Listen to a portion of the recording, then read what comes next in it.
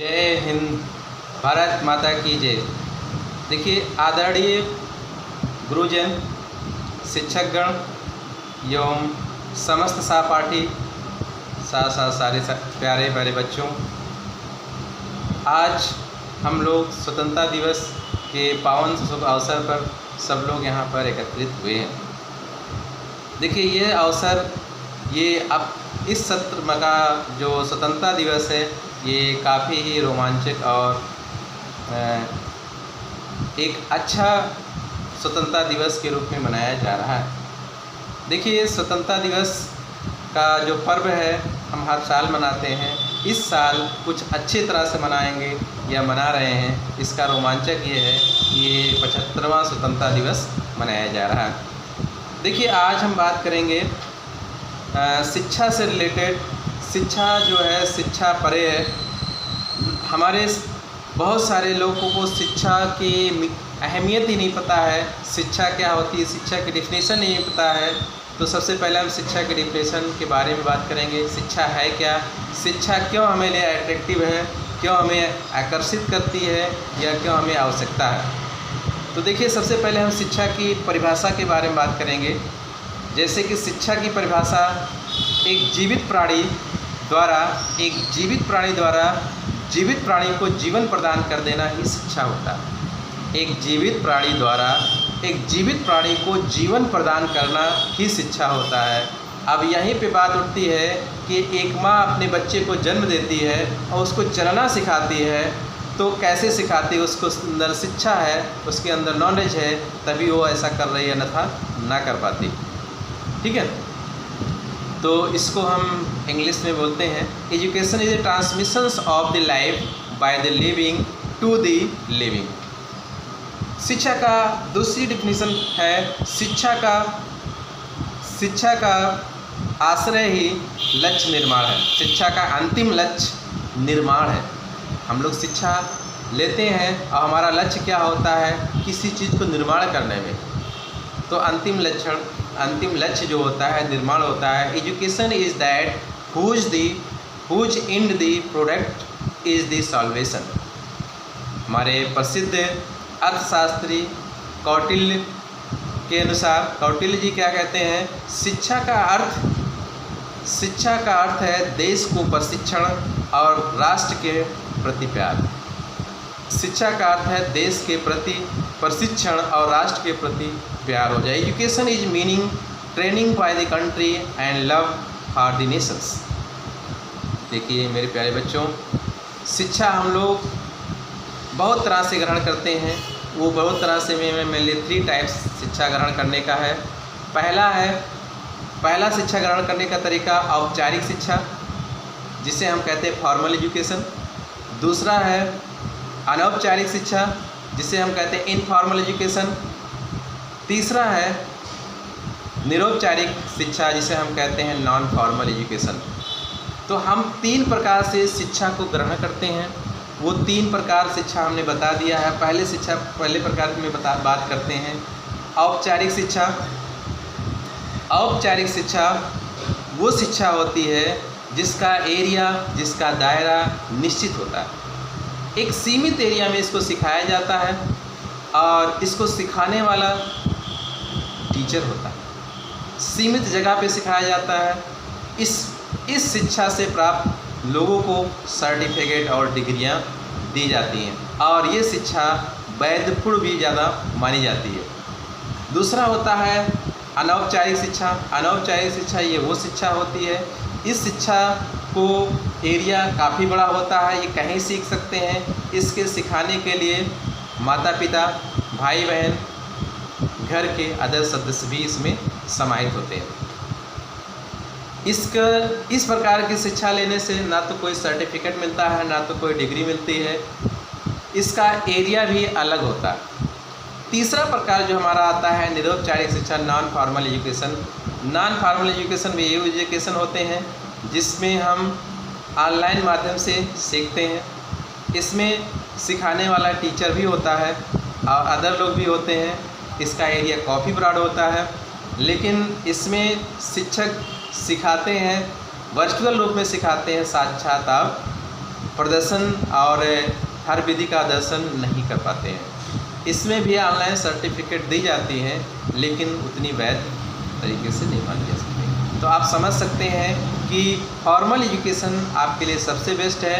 हम आप लोग से गुजारिश करेंगे, आप लोग जितनी प्राथमिकता आप फॉर्मल एजुकेशन पे दीजिए, शायद अदर पे ना दीजिए, क्योंकि फॉर्मल एजुकेशन आपके लाइफ को, आपके कैरियर को बहुत ऊंचाइयों तक टाइमली ले जाएगा, लेकिन अदर जो है थोड़ा सा लेट हो सकता है हमारे कॉन्सेप्ट के अनुसार। इसके बाद हम बात करते हैं शिक्षा। देखिए, शिक्षा जो होती है वह शेरनी का दूध होती है। जिन लोगों ने इसका अमृत पान किया है वही वहाँ पर वो दहाड़ा है जहाँ पे इसकी आवश्यकता होती है, जहाँ पे शिक्षा का खोड़ होता है। तो शिक्षा बहुत ही ज़रूरी है सब लोग को लेना। देखिए, शिक्षा के आदर्शवादी की तरह अगर हम बात करें, आदर्शवादी की भावना की तरह हम बात करें, तो वहाँ पे बताया गया है हर व्यक्ति के अंदर, हर व्यक्ति की भावना होना चाहिए, सत्यम शिवम सुंदरम, सत्यम शिवम सुंदरम, सत्यम शिवम सुंदरम। देखिए, सत्य ही सुंदर है, सत्य ही शिव है, शिव ही सुंदर है। सत्य ही शिव है और शिव ही सुंदर है, शिव ही सत्य है। संसार के विशेष पदार्थों में सुंदरता की एक किरण, संसार में विशेष पदार्थों की सुंदरता का एक किरण किसी से भी गुजर जाती, कोई भी व्यक्ति हो। हर व्यक्ति के अंदर कभी न कभी एक सुंदरता जरूर आती है, चाहे वो कीचड़ में कमल खिलता है, कमल कीचड़ में रहता है, लेकिन उसकी सुंदरता उसमें से निकलते हुए कमल की दिख जाती है। लोगों को थोड़े समय के लिए वो आकर्षित हो जाती है, लेकिन कमल वही उसका फूल मुरझा गया तो उसकी फिर वो ख़त्म हो जाती है। तो यही बात कर रहे हैं हम कि हर व्यक्ति के अंदर सुंदरता की एक भी किरण जरूर उभर आती है, तो व्यक्ति आनंद मग्न हो जाता है, भाव विभोर हो जाता है। किंतु विशेष पदार्थ थोड़े ही काल के ही लिए सुंदर बने रहते हैं, अनंत काल के लिए नहीं रहते हैं। पदार्थ नष्ट हो जाता है, किंतु उसी में से एक सुंदर और एक सौंदर्य है, सुंदर एक सौंदर्य है। सुंदर के पीछे मत दौड़िएगा, सौंदर्य के पीछे दौड़िएगा। सौंदर्य आदिकाल तक सुंदर क्षणिक रहता है। ठीक है हमारे बच्चों, आप लोग से बहुत बड़ी गुजारिश है कि आप लोग सुंदरता के पीछे जाते हैं, सौंदर्यता के पीछे नहीं जाते हैं। सुंदरता क्षणिक होती है, थोड़ी तरह आपको मनमोहित करती है, लेकिन उसका बैकग्राउंड इतना गंदा होता है तो शायद उसके पीछे आप अपना कैरियर बर्बाद कर डालते हैं। इसलिए हम आपसे गुजारिश करते हैं कि सुंदर नहीं, सौंदर्य के पीछे दौड़िए। सौंदर्य कभी नष्ट नहीं हो सकता है, हमेशा सौंदर्य की उपासना करनी चाहिए।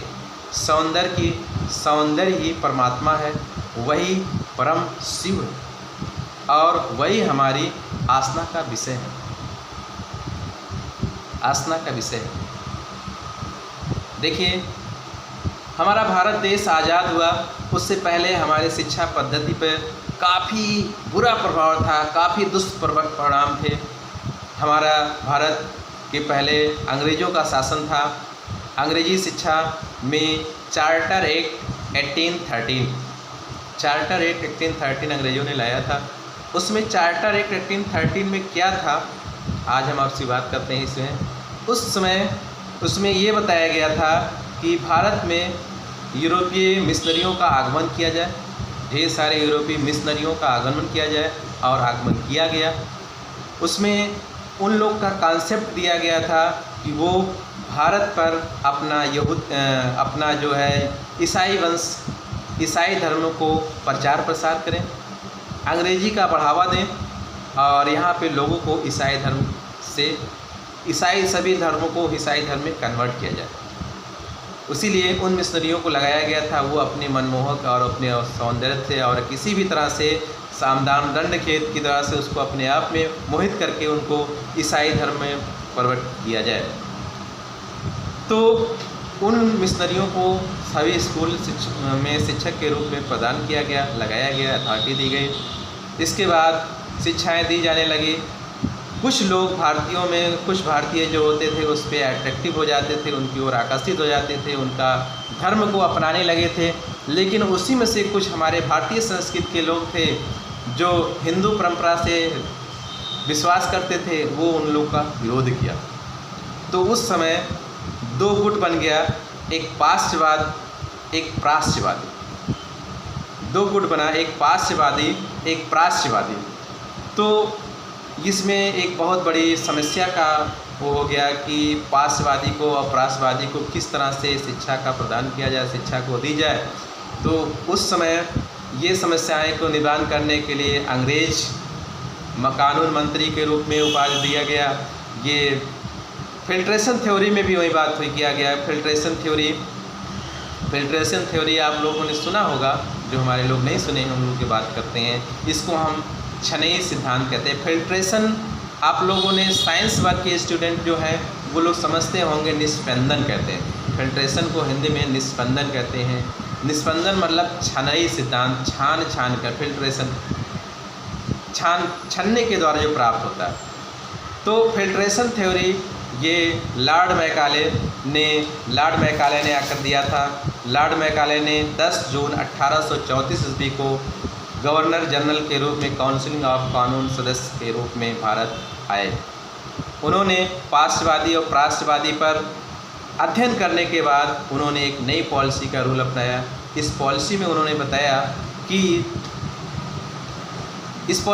लगाया कि भारत में अंग्रेजी शिक्षा को बढ़ावा दिया जाए। यहाँ पर हर सब्जेक्ट, हर विषय को अंग्रेजी में दी जाए और साथ साथ हमें उन लोगों को शिक्षा दी जाए जो अंग्रेज़ों को यापन करते हैं, जो हमारे धर्म को अपनाना चाहते हैं, या हमें उन वर्गों के, उन बच्चों की शिक्षा दी जाए जो संपन्न हो और जिससे हमारा काम चल सके। उसमें यहाँ के जो लोग बड़े घराने के लोग होते थे उन्हीं लोग को शिक्षा दी जाए। बाकी उन लोगों के माध्यम से धीरे धीरे अदर लोगों की शिक्षा प्राप्त हो जाएगी, तो ये थी उनकी फिल्ट्रेशन थ्योरी। उनका कॉन्सेप्ट था कि जो हम शिक्षा में 1 लाख रुपए सालाना व्यय कर रहे हैं उसको कम कर दिया जाए और उसे जो है अपने, उन लोग का कॉन्सेप्ट यही था कि यहाँ पे रोज़गार करना और यहाँ पर अपना विचार विमर्श करके अपना रोज़गार को फैलाना, साथ साथ अपनी कंपनियों को अपने प्रचार प्रसार करके अपना प्रोग्राम को चलाना और अपने यहाँ पे भारत पर राज करने का मेन उनका कॉन्सेप्ट था। उन्होंने ये भी कहा कि जो यहाँ पे संस्कृत बोलने वाले पंडित और जो पुरोहित होते थे उनको गंवारों की संज्ञा दी थी। कौन? ये लॉर्ड मैकाले ने दी थी। ठीक है, करते हैं गुरुकुल शिक्षा प्रणाली की। गुरुकुल शिक्षा प्रणाली जो वैदिक काल से हमारी चली आ रही है। वैदिक काल में जो है शिक्षा का स्तर जो है गुरुकुल शिक्षा प्रणाली से की जाती थी। उसमें बच्चों को गुरुकुल में प्रवेश कराया जाता था। सर्वप्रथम बच्चों को गुरुकुल में कैसे प्रवेश किया जाता था? बच्चों को सबसे पहले बच्चों के वस्त्र, घर के वस्त्र को उतरवा दिया जाता था और वहाँ पे गुरुकुल के वस्त्र दिए जाते थे। ऐसे वस्त्र दिए जाते थे यहाँ पर समानता का अधिकार, मतलब सारे बच्चे एक तरह हों, सब जैसे एक तरह हो। जैसे आज भी है हमारे स्कूलों में सब लोग को एक वस्त्र या एक कलर का ड्रेस लगवाया जाता है, जिससे यहाँ पे ऊंच नीच की भावनाएं किसी के अंदर जागृत ना हो और सब बच्चे एक जैसे पाए जाए। तो ऐसे लिए गुरुकुल शिक्षा प्रणाली में सब लोग को एक वस्त्र दिए जाते थे और साथ साथ उसके बाद उसको समाधि दी जाती थी हाथ में। और उसके बाद गुरुकुल में गुरु के सामने सम्मुख किया जाता था, मतलब उसको बैठा दिया जाता था बच्चे को। फिर गुरु पूछते थे कस्य ब्रह्मचास्ति,